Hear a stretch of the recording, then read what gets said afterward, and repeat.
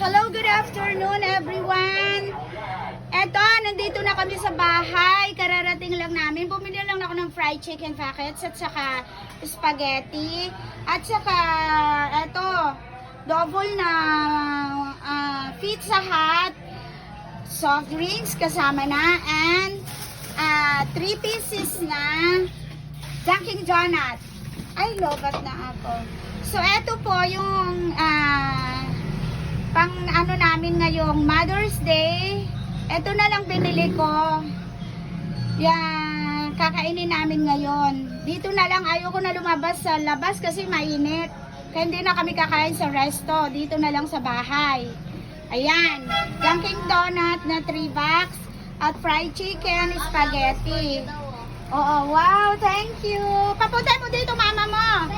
Okay, thank you. Binigyan ako ng flowers ng aking daughter.